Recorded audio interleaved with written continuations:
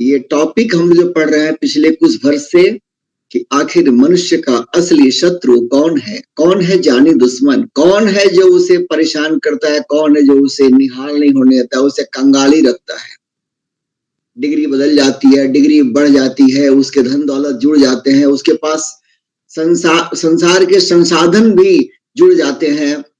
और जब इंसान अपने आप को नापता है तो वो ये पाता है कि पहले से बहुत कुछ मैंने इकट्ठा कर लिया, संग्रह कर लिया, भोग भी कर लिया।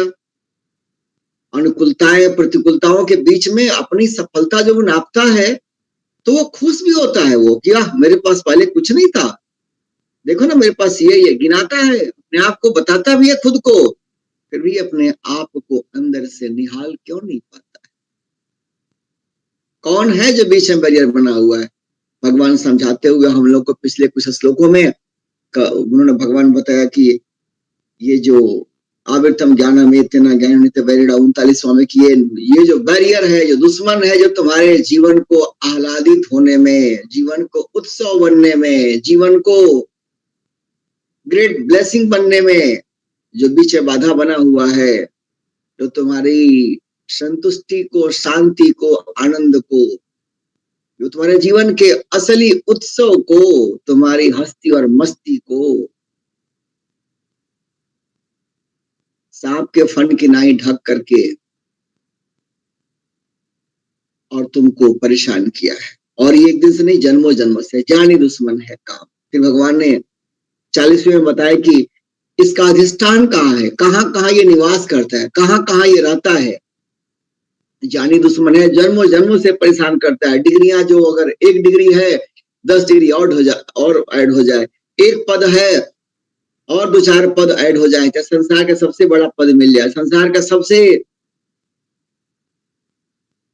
सब दौलत, संसार के सारे भोग हमारे पास चले आए और हमें मिल जाए, इसके बाद भी क्या मन आह्लादित होगा? नहीं। हमारे पहले ऋषियों का अनुभव रहा है, उन्होंने खोल करके लिखा है कि ये दुर्गम है, दुर्जय है, दुष्पूर्ण है, मतलब ये काम जो है इसका अंजाम बहुत बुरा है, ये कभी आपको चैन से रहने नहीं देगा। लोग काम को समझने में, ये वर्ड जो कि बहुत है, इसका वेरियस मीनिंग है, डिफरेंट डिग्री में इसका डिफरेंट मीनिंग है, तो लोग काम शब्द से ही कंफ्यूज रहते हैं ज्यादा करके लोग।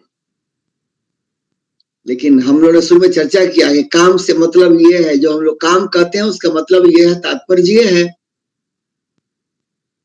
संसार की चीजों से अपने को खुश करने की इच्छा, ये कामना है। कोई भी सांसारिक चीज जो अनित्य है, नश्वर है, चाहे वो मेरा शरीर हो, चाहे शरीर के बाद जितनी चीजें संसार में है, सब कुछ, वो वस्तु हो, कोई व्यक्ति हो, स्थान हो, कोई क्रिया हो, कुछ भी हो जिससे हम सुख पाना चाहते हैं, इसे कहते हैं काम। और वही हमको जन्मों जन्म में सता रहा है। और जब वो हमारे अंदर सबकॉन्शियस मेमोरी में इतना ज्यादा कोडेड है कि गिनती मान का नहीं है कि कितने तरह की कामनाएं छिपी हुई हैं। आज मन में एक तरह की कामना है जो ना चाह रही है, वो पूरी हो गई, फिर दूसरे तरह की कामना चाहती है, ऑलरेडी कोडेड है, जन्मों जन्मों से रचा बसा है। यहाँ पे आश्चर्य की बात नहीं है, हमको नचा रहा है, संसार में नहीं पूरी सृष्टि में नचा रहा है ये हमको। जैसे हम लोग अंगुली में किसी का सेंटर होता है, रसरी बांध करके, और कोई भी पीस ऑफ वुड हो, चाहे कोई भी खिलौना हो, उसे नचाते हैं ऐसे ऐसे ऐसे ऐसे ऐसे ऐसे ऐसे, अब वो हेल्पलेसली नाचते रहता है, असहाय होकर नाचते रहता है। वैसे हम लोग काम को रखते हैं सेंटर में और काम के इर्द गिर्द जीवन खपा देते हैं, और एक जीवन नहीं, पता नहीं कितने जीवन। भगवान ने कहा कि यही तुम्हारा सबसे बड़ा दुश्मन है। कहाँ रहता है कि ये, भगवान ने कहा कि इंद्रियों में रहता है और मन में रहता है और बुद्धि में रहता है।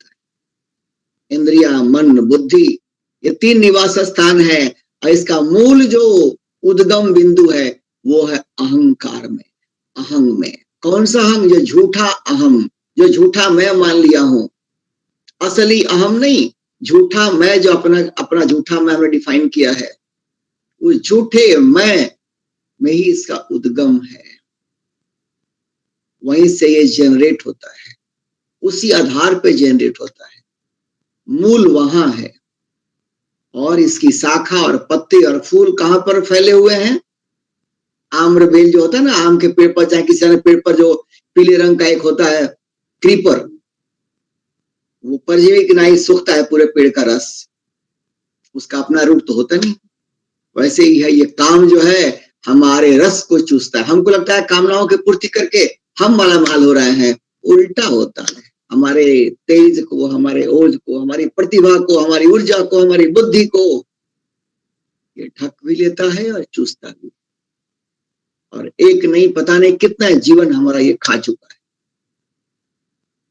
भगवान कह रहे हैं कि हे अर्जुन, इसलिए तस्मात् इंद्रियाणादौ नियम भरतर्षभ 41वां में पाप मानम प्रजहि येनम ज्ञान विज्ञान नाशनम, ये तुम्हारे ज्ञान विज्ञान का नाश करने वाला एक ही शत्रु है, ये काम। इसको तुम खत्म करो। क्या करो तुम? सबसे पहले भगवान ने कहा तस्मात् मतलब इसलिए, हे भरतर्षभ, भरतवंशियों में श्रेष्ठ, एक सबसे शुरू में काम करो। तुम आदौ इंद्रियाणि नियम्य, तुम मतलब तुम आदौ सबसे पहले, आदि में, बिगिनिंग में ही, नियम इंद्रियाणि, नियम्य इंद्रियाणि, इंद्रियों का नियमन करो, रेगुलेट करो इंद्रियों का। पहले इंद्रियों को ही कंट्रोल में लाओ, इंद्रियों को सप्रेस नहीं करना है, उनको रीओरिएंट करना है। बच्चों में आदत लग जाती है चिप्स की, पिज्जा की, बर्गर की, पेप्सी की, और क्या क्या जो लो फूड हैबिट्स हैं, पुअर फूड हैबिट्स हैं। आजकल का माहौल खराब है, बच्चों को संगति लग जाती है।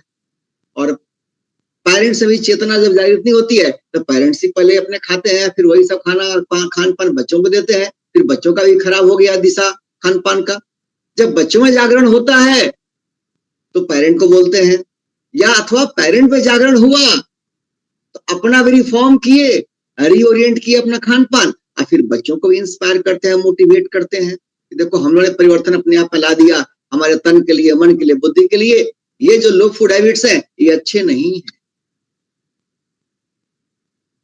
तो धीरे धीरे ही सही, लेकिन फिर इसे कहते हैं रेगुलेट करना, रीओरिएंट करना। वही बात हो रही है, इंद्रियों को रीओरिएंट करना है, उनको एक नियम के अंदर लाना है। इनम ज्ञान विज्ञान नाशनम, ये जो ज्ञान विज्ञान नाश करने वाला है, पाप मानव ही प्रजहि, ये महापापी है, पहले इसका तुम बलपूर्वक मार डालो। बलपूर्वक मतलब तो भगवान तेरा जोर क्यों दे रहे हैं? ऐसा मारो ये अपने आप को तारो, अपने आप को उद्धारो, अपने आप को उबारो। सांप को अगर थोड़ा सा मार के छोड़ देंगे तो कहते हैं कि सांप को मारना हो तो उसकी पूरा खत्म कीजिए। अगर सांप को आपने अधमरा कर दिया तो सांप फिर ज्यादा खतरनाक हो जाए। वैसे ही काम है, इसको कह रहे हैं बलपूर्वक मारो, मैंने एकदम इसको निर्मूल कर दो, खत्म करो। चाहे तो अपना अगर कल्याण, तो काम से बचा लो अपनी जान। ये भगवान करे बलपूर्वक मारो, इसको तो अप्रूव करो, खत्म करो इसको, नो कंसेशन। सबसे पहले से भगवान ने क्या कहा? इंद्रियों को नियमन करो, इंद्रियों को रेगुलेट करो। पहला फॉर्मूला भगवान दिया है, कैसे मारना है इसको?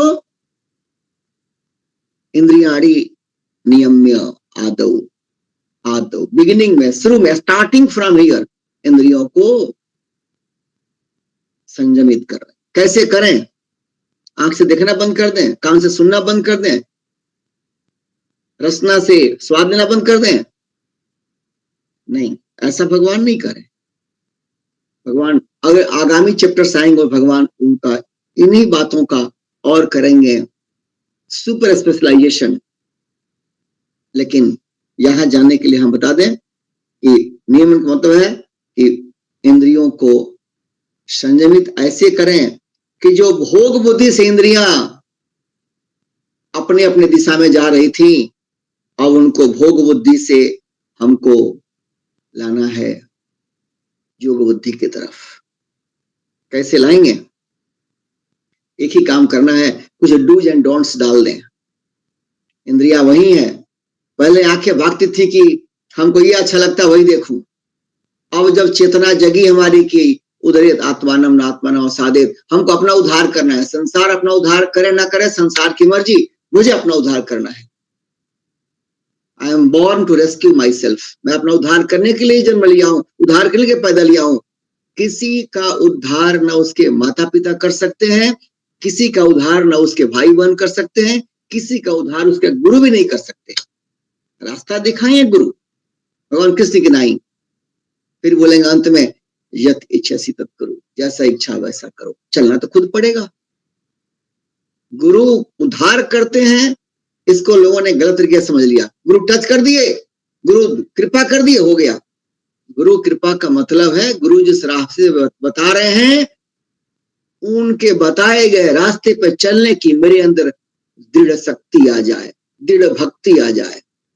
ये गुरुदेव हमको रास्ता गाइड कर रहे हैं, मैं निश्चित रूप से अविचलित होकर चलूंगा।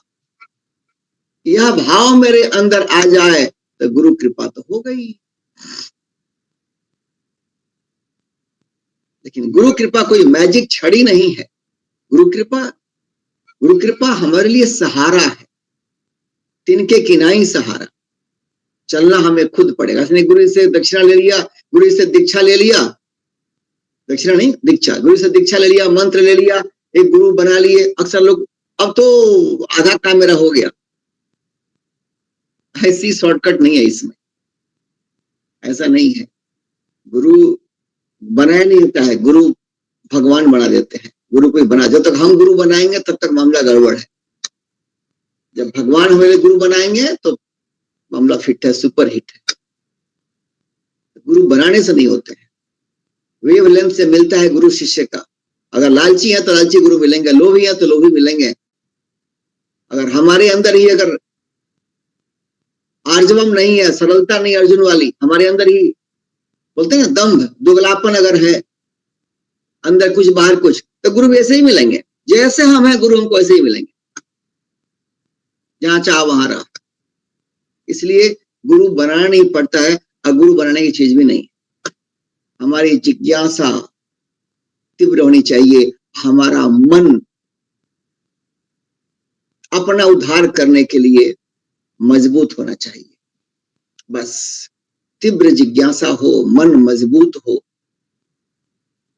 तो प्रभु हमें किसी न किसी हमारे योग्य जो गुरु होंगे, जिनकी भाषा मैं समझ सकूं, जिनके इशारे मैं समझ सकूं, वैसे गुरु से प्रभु ही जोड़ देंगे। प्रभु ही गुरु के रूप में आ जाएंगे हमेशा, वो सब उनका काम है।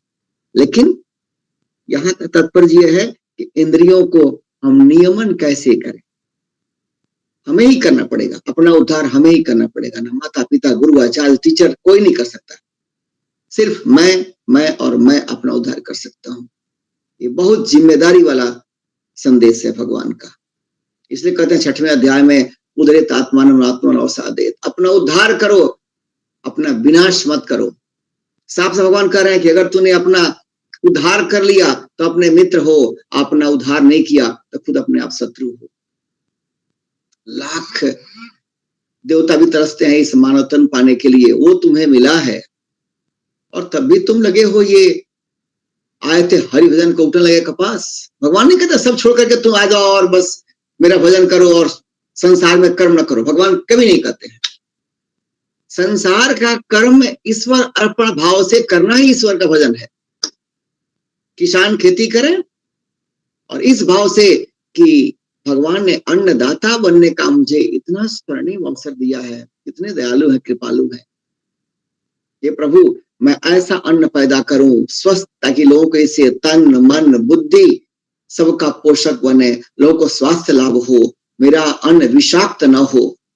जब किसान इस भाव से अन्न पैदा करे, हम पैदा करता हूं, इससे हमको लाभांश भी चाहिए, लेकिन मैं अपने लाभ के लालच में अन्न में पेस्टिसाइड्स का और बहुत सारा केमिकल का विष नहीं डालूंगा।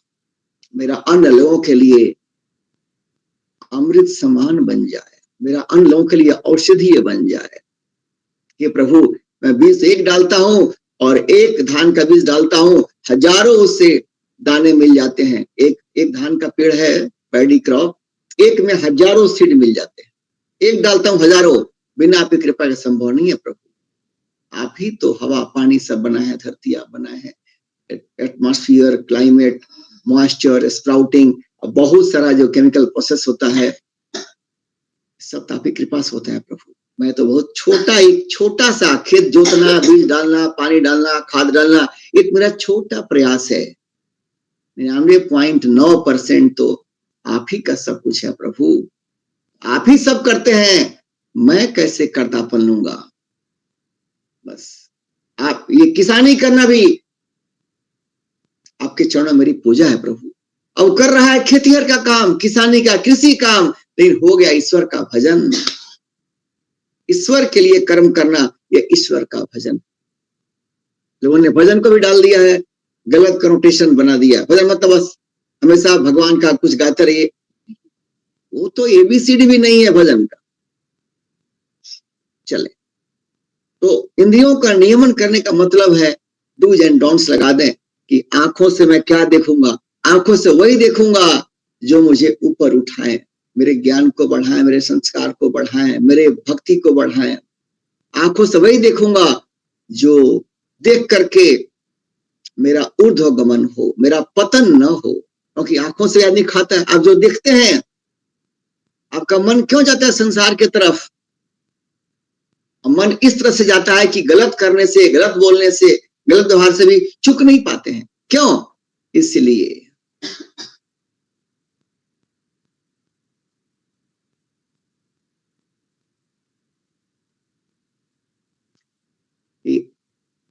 अपना एहसास नहीं है। संसार से पाने की चाह में हम कुकृत्य कर डालते हैं, कुकर्म कर डालते हैं। इस पाने की चाह को ही, संसार से पाने की चाह को ही काम कहते हैं। और इसको मिटाने के लिए हमारी सबसे पहले इंद्रियों का नियमन करना है। और नियमन करने, इंद्रियों को रेगुलेट करने, संयमित करने के क्रम में पहला स्टेप है कि उनको डूज एंड डोंट्स देंगे। हम आंख से, कान से जो हम अपने मन को फीड करते हैं, आंख से जो देखा, कान से जो सुना, जुबान से जो बोला, नाक से जो सूंघा, स्किन से स्पर्श किया, शब्द, रस, रूप, गंध, इस तरह के जो हमारे अनुभव है, ये एक तरह से हमारे मन के लिए फूड बन जाते हैं। ये जाते हैं हमारे सबकॉन्शियस मेमोरी में, और जो हमारे अंदर फीडिंग होती है, उसी का अनुकूल हमारे अंदर चाह पैदा होती है, संकल्प विकल्प पैदा होते हैं। तो हमारा जो फीडिंग है, ये भिन्न भिन्न इंद्रियों के द्वारा जो फीडिंग हो रहा है, नाक से सूंघ रहा है, जो रसना से जो ले रहे हैं, आंख से देख रहे हैं, कान सुन रहे हैं, ये फीडिंग को ही हम डूज एंड डोंट्स में फिल्टर कर दें। हम वही सुनेंगे जो हेल्दी हो, अनहेल्दी हो, निंदा चुगली हो, हमें नहीं सुनना है। हम वही बोलेंगे जिससे मेरा भी भला हो और सामने वाला श्रोता का भी भला हो। बेवजह अपना समय बर्बाद नहीं करूंगा। ऊर्जा तो भगवान देते हैं, ये ऊर्जा भगवान की शक्ति है, क्यों बर्बाद करूं इसको? हमारा बोलना ही मेरा हवन है इस वायुमंडल में, हर शब्द हवन किनाई जाए। इस तरीके से जब हम डूज एंड डोंट्स लगा देंगे, तो फिर अपने इंद्रियों, अपने इस जीवा से भी मैं तौल के बोलूंगा, कानों से फिल्टर कर चीजों को लूंगा। कोई चीज आ गया अगर गंदा कान में सुनने में, तो यहाँ चाहूंगा कि हवा की तरह से उड़ जाए, यहाँ रजिस्टर न हो, एब्जॉर्ब नहीं करना है उसको। वैसे आंखों से दृश्य वही देखना है जो मेरे मन को पावन करे, मेरे मन को ईश्वर के तरफ लेके जाए, मेरे मन को अंतर्मुखी बनाए। हमको आंखों से वो नहीं देखना है जो हमको और ज्यादा नीचे गिराए और भटकाए। ऐसे डूज एंड डोंट्स लगा देंगे। रसना से भी हमको वही खाना है, शुद्ध सात्विक भोजन करना है। शुद्ध करेंगे, सात्विक करेंगे, और साथ में स्वाद भी हो। ऐसा नहीं कि स्वाद के चक्कर में उसकी शुद्धता भी चली जाए, सात्विकता भी चली जाए, तो मेरा सत्यानाश हो जाए। पहले शुद्धता एंड सात्विकता, और उसके बाद उसमें स्वाद भी हो। ठीक है, ऐसा हमारा यहाँ पे डूज एंड डोंट्स लगाएंगे। सिर्फ अगर खाने में खूब बढ़िया चटपटा है लेकिन शुद्ध भी नहीं है, सात्विक भी नहीं है, तो वहां हमने डोंट लगा दिया। डोंट मतलब अकर्तव्य, नहीं करना है। ऐसा जब इंद्रियों पे लगा देंगे हम, तो वहां से हमारे इंद्रियों का रीओरिएंटेशन चालू हो जाएगा। ये कोई और नहीं करेगा, हमें ही करना पड़ेगा। और जब हम ऐसा करते हैं तो हमारा सबसे पहला स्टेप क्या होता है, आप करके देखिएगा। मुश्किल होता है शुरू में करना, लेकिन फ्री विल भगवान ने इसलिए देके रखा हुआ है कि जब तक हम फ्री विल का एक्सरसाइज नहीं करेंगे, तब तक इस बंधन से हम निकल नहीं पाएंगे। कौन सा बंधन? इंद्रियां अपने अपने विषयों की तरफ जाती हैं, और इंद्रियों में तो सोचने का, उनके पास थिंकिंग पावर तो है नहीं, इंद्रियों में सोचने का शक्ति तो है नहीं, और मन में भी नहीं है। मन भी जो है वो थिंकिंग फैकल्टी नहीं है। मन तो प्रोसेसिंग करता है, इंद्रियों के द्वारा पहुंचे हुए फीडबैक को प्रोसेस करता है। मन का वही काम है। तो मन भी नहीं करेगा, रोकेगा इंद्रियों को, इसलिए कि मन खुद ही जब लो लेवल पे रहेगा तो क्या इंद्रियों को प्रोसेस करेगा।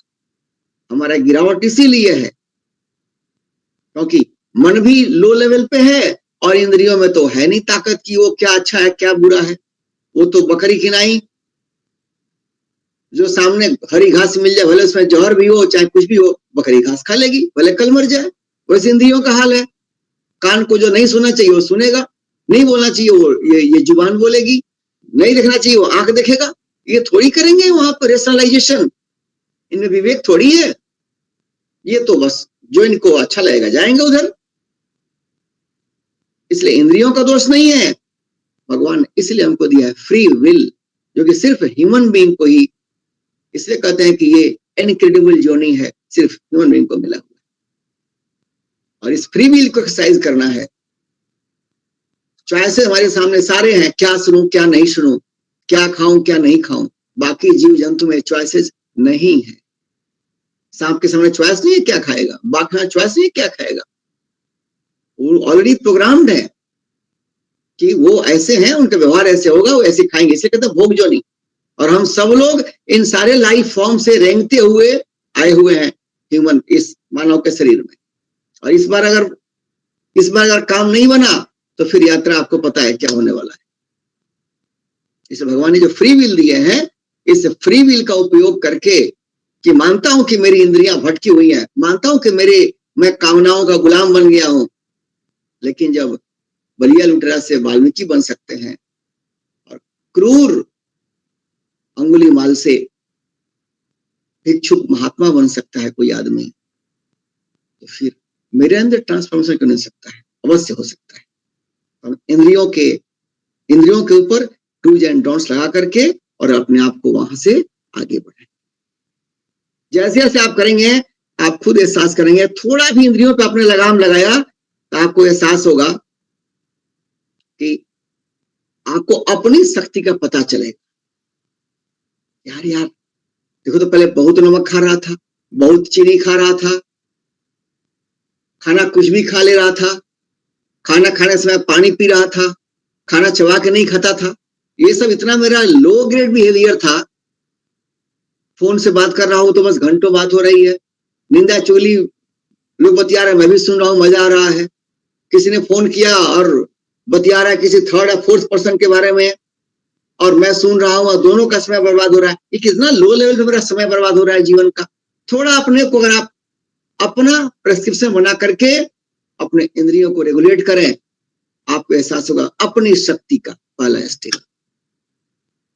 अगर हम ये कर पाए तब तो या तो हम गृहस्थ में हैं, या साधु जीवन में हैं, एकांत में हैं, या सबके बीच में हैं, वो माने नहीं करता है। हम एकांत में है, लोगों के बीच में है, अमेरिका में है कि भारत में है, ओमान में है कि दुबई में, डजंट मैटर। हमारे अंदर ये इंद्रियों के ऊपर डूज एंड डोंट्स हैं। आप जहां भी होंगे, आप पतन में जाने से रुक जाएंगे, और आपके अंदर अपनी शक्ति का I can transform, I can change, और ये स्टार्ट करना पड़ेगा डेलिबरेटली। डेलिबरेटली मतलब क्या होता है? बाई फोर्स से स्टार्ट करना पड़ेगा। पहले नमक अधिक खाते थे, अब है कि नहीं, अब नमक कम करूंगा। नमक अधिक खाने से शरीर को बहुत नुकसान ही नुकसान है नमक अधिक खाने से। वैसे चीनी बहुत खाता हूँ, चीनी अधिक खाने से, अभी उजला चीनी तो और खराब है, सत्यानाश है, जहरी है, अधिक खाने से बहुत नुकसान है। अब मैं धीरे धीरे कम करूंगा उसको। जैसे ही जान गए कि चीनी खाने से फायदा मामूली है, नुकसान बहुत ज्यादा है। व्हाइट शुगर तो और घातक है, और व्हाइट शुगर तो जहरी। तो जान गए, धीरे धीरे कम करें। ओह, मैं कम कर सकता हूं। मैं फल पहले नहीं खाता था, अब फल खा सकता हूँ। हमारी रचना को फल पसंद नहीं है, स्प्राउट पसंद नहीं है, इसको तला हुआ चीज नहीं पसंद है, लेकिन मैं जान गया कि मेरे लिए हितकर नहीं है। तो डॉक्टर जो देता है प्रेस्क्रिप्शन तो हम फॉलो करते हैं। वैसे ही अपना डॉक्टर इस मामले में खुद ही बन सकते हैं। अपने लिए सेट करें प्रेस्क्रिप्शन, इंद्रियों का नियमन करें। ये फर्स्ट स्टेप है काम को मारने की दिशा। दूसरा, हमारे जीवन में क्या आना चाहिए?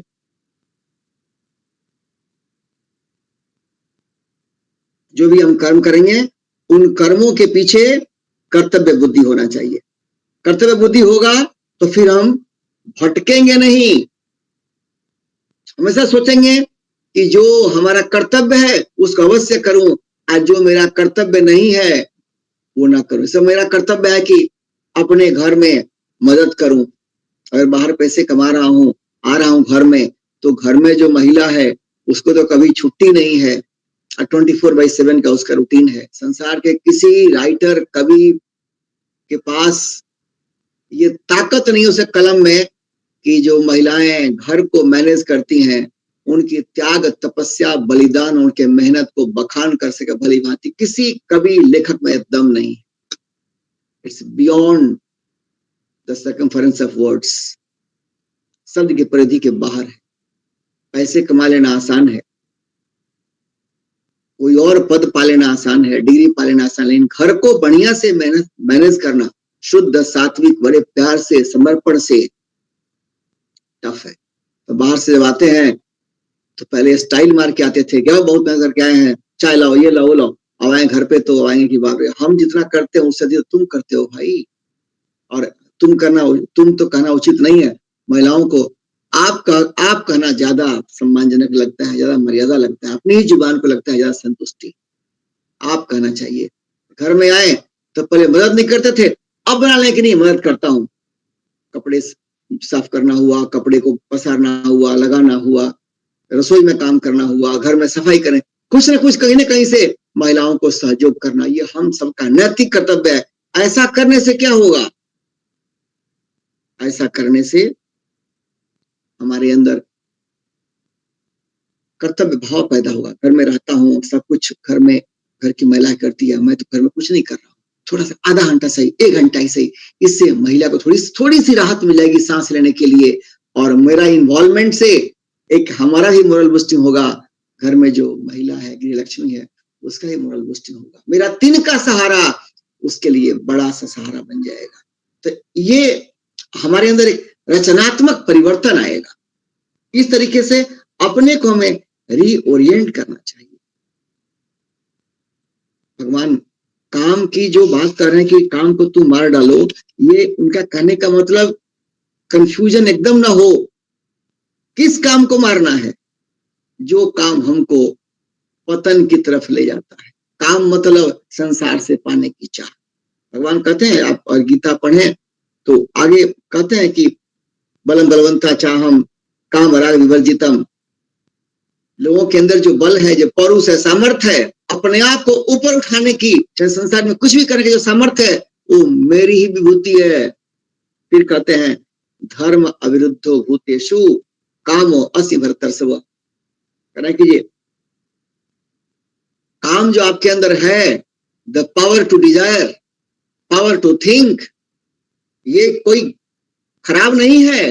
दिशा गलत हो गई है, गलत नहीं है, दिशा गलत हो गई है। गाड़ी को आप चलाओ अनकंट्रोल तरीके से और फ्लाईओवर से गिर गए, रोड से नीचे गिर गए, पहाड़ से नीचे गिर गए, किधर भी जा रहे हैं और एक्सीडेंट कर दिए, तो किसी का भला नहीं हुआ। न चलाने वाले कार, न गाड़ी में बैठे उनका भी भला नहीं हुआ, गाड़ी तो खत्म हो जाएगी। लेकिन उसी गाड़ी को अगर हम चलाएंगे मर्यादा में, सही दिशा में, तो सबका वाह है। वैसे ही है, भगवान कहते हैं कि आपके अंदर जो जो जो पावर टू डिजायर है, सोचने की, कल्पना करने की, चाहने की जो शक्ति है, वो मेरी भी होती है। लेकिन धर्म अविरुद्ध हो, धर्म के विरुद्ध हो, मतलब धर्म के विरुद्ध ना हो, धर्म के अनुकूल हो, शास्त्र के अनुकूल हो। तो जो हमारे अंदर काम है उसको रीओरिएंट करनी है। और इस रीओरिएंट करने के लिए आप जब पढ़े 10वां अध्याय, और उसमें 10वां अध्याय का 8, 9, 10, उसमें 3 श्लोक ऐसे हैं जहां भगवान बता रहे हैं कि अहम सर्वस्य प्रभवः मत सर्व प्रवर्तते, कह रहे कि मैं ही ये पूरे सृष्टि का मूल हूं और मुझ में सब कुछ स्थित है, सब कुछ मुझ में प्रवृत्त है, मेरे बाहर कुछ भी नहीं है। जब हमारे अंदर ये होगा कि भगवान में ही सब कुछ स्थित है, तो फिर हम चाहेंगे जब उन्हीं के पावर से सब कुछ चल रहा है, उनमें सब कुछ स्थित है, तो क्यों नहीं मैं अपने इंद्रियों को ऐसे रेगुलेट करूं कि मैं भगवान की तरफ चलूं। इंद्रियां जो संसार की तरफ लेके जा रही हैं, इस भाव से मैं ये कहना चाहता हूं। इस चैप्टर 10 के जो 8, 9, 10 इस श्लोक को आप पढ़ें, फिर अगले शनिवार को मैं चाहूंगा इन तीनों श्लोक को थोड़ा डिकोड करेंगे, लेकिन वहां का रेफरेंस ले रहा हूं और ये कहना चाहता हूं कि अपने इंद्रियों को हमें डूज एंड डोंट्स ऐसे ही देने हैं। भगवान और भी 10वां अध्याय में पढ़े तो वो कह रहे हैं ना कि मच्चित मद्गत प्राणः बोधयन्त परस्परम कथयतंस माम नित्यम तुष्यन्ति च रमन्ति च। इसका 9वां श्लोक कह रहे हैं कि आखिर कैसे अपने उद्धार कर सकते हो, कैसे ये संसार सागर पार कर सकते हो, कैसे ये काम का जो संग्राम है जिसे मनुष्य को लड़ना है, ये अंदर का युद्ध है, काम को मारना है, कैसे उबरोगे। तो 10वां अध्याय में क्लियर दे रहे हैं प्रेस्क्रिप्शन, मुझमें मन को लगाओ, मत चित्त, अपना मन मुझमें लगा दो, मदगत प्राण, अपना प्राण दे दो। प्राण देना मतलब जीवन मेरे लिए ही जियो, पाना है तो प्रभु को, प्यार करना है तो प्रभु से, जब प्रभु से प्यार होगा तो पूरी दुनिया से प्यार हो जाएगा। और ये भी बात सही है, जब जो प्रभु को प्यार करता है, जितना प्यार हम प्रभु को करते हैं उससे अधिक प्यार वो हमें करते हैं। और जो प्रभु का प्यारा होता है, दुनिया उसके पीछे चलती, क्योंकि उसे दुनिया से कुछ पाने की भूख नहीं होती, दुनिया से कुछ संग्रह नहीं करना है। वो आदमी जो भी करेगा अपना कर्तव्य कर्म करेगा संसार के प्रति। तो अपने काम को मारने का ये फॉर्मूला दे रहे हैं चैप्टर 10 में 9वां श्लोक, मच्चित मद्गत प्राणः बोधयन्त परस्परम कथयन्तश्च माम नित्यम तुष्यन्ति च रमन्ति च। अध्याय 10 श्लोक 9। तो कह रहा है ना कि उसमें चित्त को लगाओ, मुझे मन को लगा दो, विचार मन में, संसार में जो कर्तव्य कर्म करने हैं वो करो, सोचो कि प्रभु के लिए कर रहा हूं, उनके लिए ही कर रहा हूं, मुझको उनको याद करते हुए करें। पैसे कमा रहे हैं, ये प्रभु की कृपा से जॉब मिला हुआ है, चाहे नौकरी, उद्योग धंधे, बिजनेस, दुकान भी चलाता हूँ, ये हमको अवसर दिए हुए हैं, ये पैसे आते हैं, उन्हीं के पैसे हैं, इसको सही तरीके से संचय करूंगा, घर परिवार का पालन पोषण भी करूंगा, इसे समाज का लोक मंगल काम भी करूंगा, जो उन्हीं का प्रसाद है, मेरा पैसा नहीं है।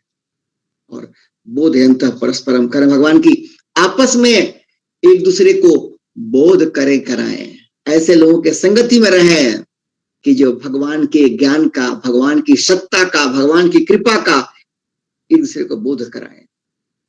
कथयन्तश्च माम नित्यम, मेरी कथा का आपस में रसपान करें।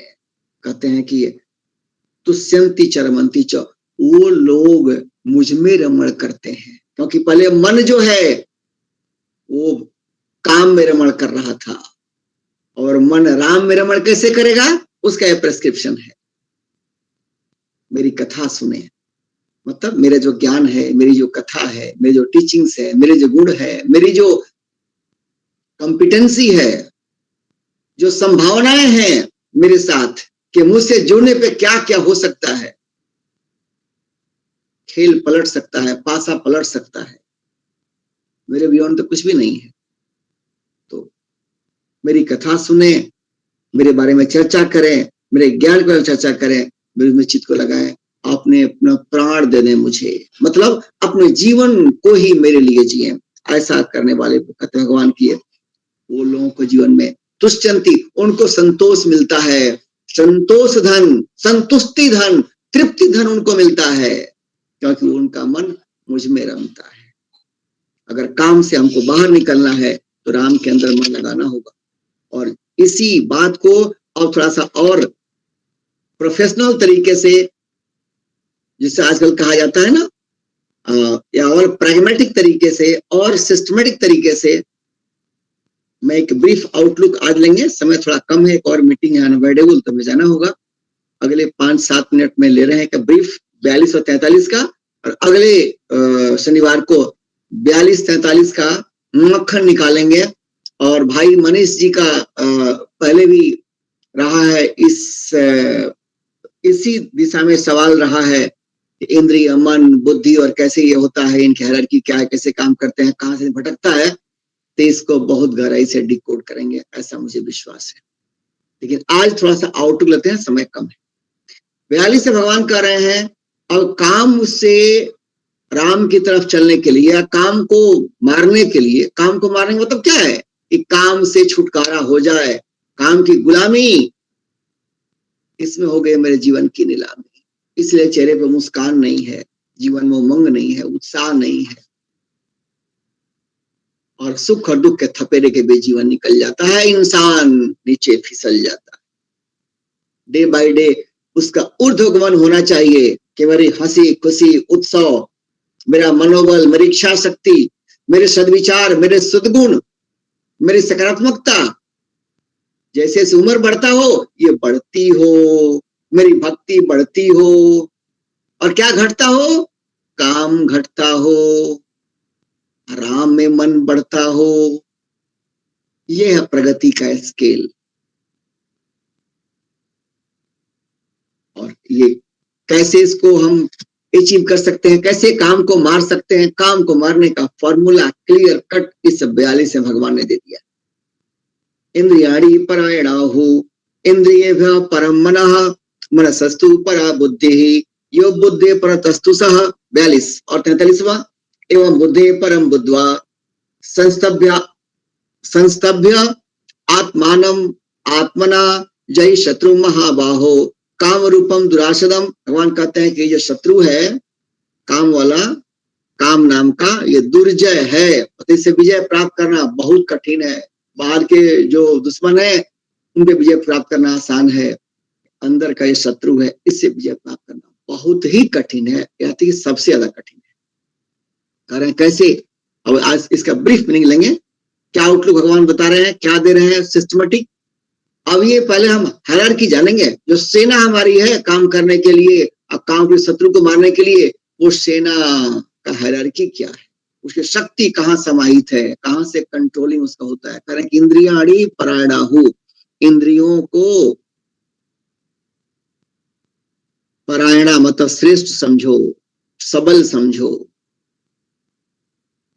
किससे, स्थूल शरीर से।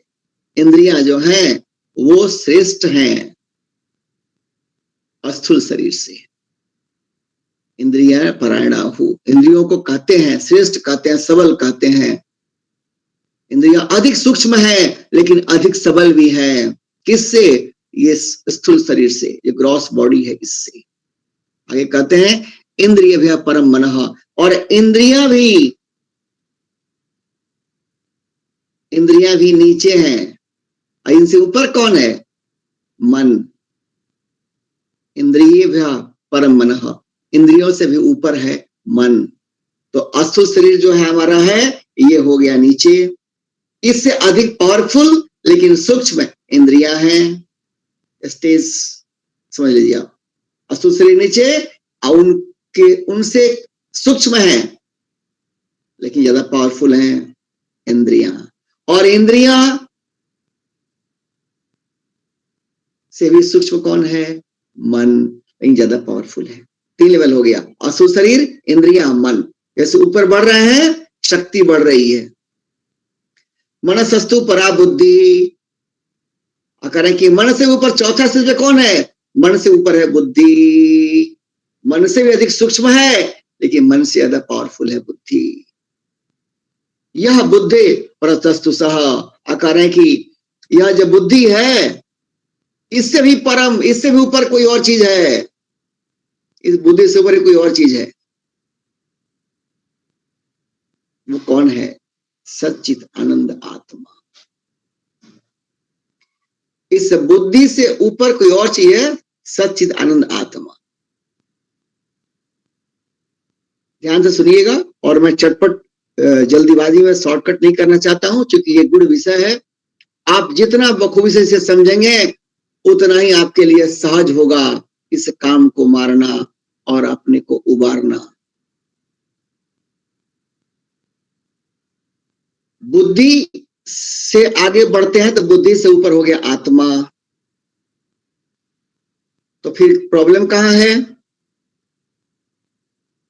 कह रहे कि एवं बुद्धे परम बुद्धवा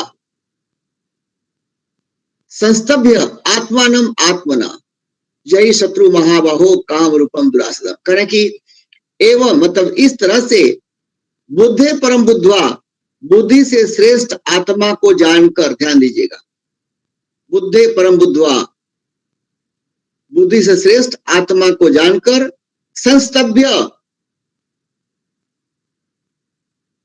आत्मना, अपने द्वारा, आत्मानम अपने को, संस्तभ्य वश में करके, अपने द्वारा अपने को वश में करके, इस प्रकार बुद्धि से श्रेष्ठ जो आत्मा है उसे जानकर अपने को अपने द्वारा वश में करके महाबाहो, महाबाहो मतलब हे बलशाली, जिसकी अब किसी के बल की प्रशंसा करनी है तो बोल दिए हे महाशक्तिशाली, हे में महावीर। वैसे ही हे महाबाहो, जिसकी भुजाओं में इतनी ताकत हो, उसके लिए, जिसके लिए कुछ भी असंभव न हो। भगवान अर्जुन को दे रहे हैं संबोधन, उस माध्यम से हम सबको दे रहे हैं संबोधन कि तुम महाबाहो हो, और मनुष्य का तन मिल गया तुम महाबाहो हो। मतलब तुम्हारे अंदर ये ताकत है कि तुम काम का काम तमाम कर सकते हो। हर मनुष्य में ताकत है, अंतर्निहित है। जैसे हर कण में आग है, हर कण में इलेक्ट्रिसिटी है, जानने वाले जानते हैं, पैदा करने वाले पैदा करते हैं। वैसे ये हर मनुष्य में ये ताकत है, महाबाहु वाला ताकत, जो काम को मार सकता है। इसलिए कहने कि हे महाबाहु, हे महाशक्तिशाली, काम रूपम दुरासदम, ये काम के रूप में जो दुरासदम दुर्जय, बहुत मुश्किल से विजय पाने वाला जो ये शत्रु है, दुर्जय शत्रु, जही मार डालो। कह रहे हैं भगवान, इस हायरार्की को जानो कि कहां से मामला गड़बड़ हुआ है। मामला गड़बड़ हुआ है, ये हायरार्की बिगड़ गई है। इसलिए जो विषयों के तरफ हमारा झुकाव हुआ है, और इसके लिए हमारा जीवन खप जाता है संग्रह करने में, भोगने में, संसार का मजा लूटने में, और इसमें हम कहां भटक करके नीचे गिर जाते हैं, ऐसे गिरते हैं कि दोबारा लौटना बहुत मुश्किल हो जाता है। ऐसे लोग आप देख सकते हैं जीवन में, घर परिवार में, समाज में, जो लोग इतने गिर जाते हैं, बोली में, विचार में, व्यवहार में, अपनी सोच में, अपने क्रियाकलाप में इतने गिर चुके हैं कि अब खाई में गिर गए हैं, वफादारी से गद्दारी तक, पवित्रता से नीचे गिर चुके हैं, अपवित्रता की खाई में गिर चुके हैं।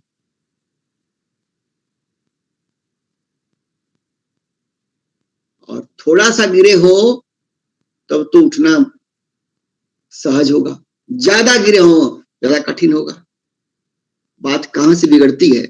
जैसे विषय जो है, शब्द, स्पर्श, रूप, रस, गंध, इन विषयों की चाहत जितनी ज्यादा होगी, गिरावट उतनी ज्यादा होगी। और ये विषय हर इंद्रिय का अपना विषय है। कोई रसना है ये सुन नहीं सकती, उधर इसकी चाह भी नहीं है। आंख है सिर्फ देखने के विषय में ये इंगेज्ड है। कान है सिर्फ सुनने के विषय में, विषय मतलब उधर इनकी चाहत है, सुन करके ये तृप्त होना चाहते हैं, इसे विषय कहते हैं। स्पर्श है, कुछ अपने लायक स्पर्श करके अतृप्त होने का भूख है। तो ये जो इंद्रियां हैं, ये हर एक इंद्रिय का एक एक विषय है और इनके विषय बदलते भी रहते हैं। बचपन में आंख, जब बचपन में किसी बच्चे को आंख के सामने खिलौना लगा दीजिए, बैलून दीजिए, खुश हो गया। बचपन से वो टीन एज में आया, अब खिलौने में उसको कोई चाहत नहीं है। अब उसको गैजेट और क्या क्या जो आजकल ड्रोन से भी खेल रहे हैं ना, और बहुत से इलेक्ट्रॉनिक इक्विपमेंट आ गए हैं, तो खिलौना बदल गया। बच्चे ने बैलून से खुश हो गए, छोटे मोटे गुड़िया से खुश हो गए। अब इसे ही उम्र थोड़ा सा बढ़ गया, तब इलेक्ट्रॉनिक खिलौना चाहिए और क्या क्या चाहिए। थोड़ा और जवानी में आ गए तो कुछ और खिलौने चाहिए। उम्र बढ़ा तो चाहतें बदल गई। तो इंद्रियों का जो विषय है उनके अंदर वेरिएशन होता है, बदलते रहता है। और मन जो है, हर एक इंद्रिय का एक विषय है। आंख सिर्फ देख सकती है, कान सिर्फ सुन सकता है, वैसे ही बाकी इंद्रिय हर इंद्रिय के विषय है। लेकिन मन जो है इन सब के विषयों के ऊपर अपना कंट्रोल रखता है, सबके विषयों को देखता है। मन जो है ये सारे विषयों को, सारे इंद्रिय, हमारी पांचों ज्ञानेंद्रियां हैं, पांचों ज्ञानेंद्रियों के जो विषय हैं, जो उनके भोग हैं, जो उनकी चाहते हैं, सबको मन देखता है, समझता है। और मन से बुद्धि की तुलना कर लीजिए। अब मन से ऊपर बुद्धि किससे श्रेष्ठ हुआ? ये हायरार्की की बात कर रहा हूं। मन से श्रेष्ठ बुद्धि इसलिए हुआ कि मन जब उदास है तो आप कहते हैं मन बड़ी उदास है। मन चिंतित है, आप कहते हैं आजकल मन बड़ी चिंतित हुआ। मन बेचैन है, कहते हैं बड़ा मन बेचैन बा हमार। मन अशांत है, बेचैन है, तनाव में है, मन दुखी है। तो कोई तो है जो बता रहा है कि मन कल अशांत था, आज ठीक है, कल ठीक था, आज बेचैन है। मन सुबह ठीक था, अभी तनाव में है। कोई तो है जिस देख रहा है चेंज को। वो बुद्धि ये कंपेयर करके बताती है। बुद्धि वॉच कैमरा है मन के ऊपर कि मन की स्थितियां कैसे बदल रही हैं, कब अशांत है, कब शांत है, कब उथल पुथल उसमें खूब चल रहा है, कब मन चंचल है, कब मन स्थिर है, कब मन उदास है, कब मन खुश है। मन की अवस्था को देखने का कैमरा का नाम बुद्धि है। तो इंद्रिया, शरीर, अस्थूल शरीर लोअर लेवल पे, उनके ऊपर इंद्रिया, उनके ऊपर मन, और चौथे लेवल कंट्रोल पे हो गया ऊपर की तरफ सुपीरियरिटी में, श्रेष्ठता में बुद्धि। और बुद्धि कैसे काम करती है? अब बुद्धि का स्वामी कौन है, ये बारीकी वाली बात है और मैं ही पर रोक दूंगा। बुद्धि अगर आत्मा के कंट्रोल में फुल होती तो जल जगमगाती हमारी ज्योति है, जीवन बम बम होता। जिसकी बुद्धि आत्मा से प्रकाशित होती है उसका जीवन बम बम होता है। और जिसकी बुद्धि आत्मा के प्रकाश से ओझल होती है, बीच में कुछ पड़ा हुआ है, पर्दा, बैरियर, काला पर्दा, उसकी बुद्धि खुद सोई होती है, संसार में खोई होती है। ये मिल जाए, वो मिल जाए, ये मिल गया तो दुखी, ये मिल गया तो सुखी। इस तरह से क्या है वो? उसी का नाम अहंकार है। अहंग, वो अहंग है जो बुद्धि को वाच करता है। आप ये कहते हैं हमारी बुद्धि काम नहीं करत, ऐसा समस्या आ गई बा, क्या करूं क्या ना करूं समझ नहीं आवत, संकट आ गई बा, बुद्धि है काम करत। कोई तो है जो बुद्धि को वाच कर रहा है, बुद्धि के ऊपर होकर के, वो है अहम। अहम की उत्पत्ति कहां से हुई? अहम का आधार क्या है, अहं की बनावट कैसे है।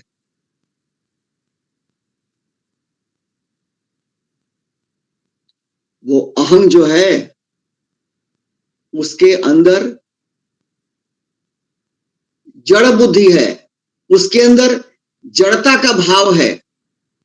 वो अहं जो है वो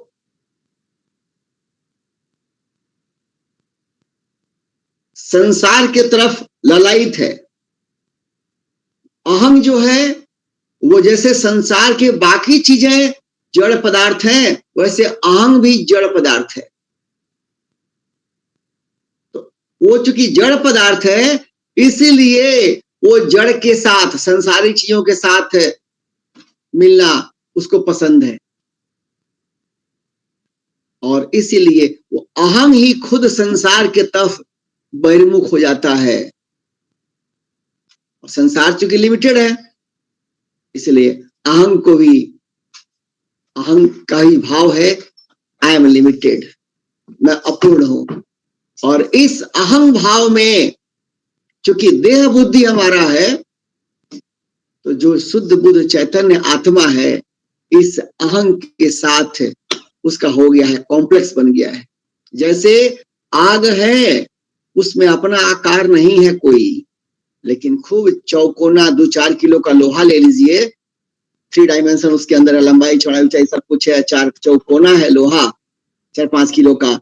उसमें आग जब जुड़ जाती है, आग से संपर्क हो गया, तो आग में अपना कोई रूप नहीं था, भौतिक रूप, लेकिन लोहा संपर्क, लोहे के संपर्क में आ गई, चाहे लोहा संपर्क में आ गया, तो अब लोहा ही आग मालूम पड़ता है। वैसे ही है शुद्ध बुद्ध चैतन्य जो हम हैं, इस अपने को देह भाव में, मैं देही हूं, मैं जीव हूं, मैं भोक्ता हूं, इस भाव में हम अटैच हो जाते हैं, तो फिर मेरा असली जो भाव है, असली रूप है, वहां से विचलित हो जाते हैं। गुड़ चीज है। अगले शनिवार को पुनः डिकोड करेंगे, इसे गहराई में चलना होगा ताकि आप सबको क्लियर हो। जितना स्पष्ट आप ये समझेंगे, उतना बढ़िया आप अपने जीवन को ऊंचा उठाने के लिए इनिशिएटिव ले पाएंगे।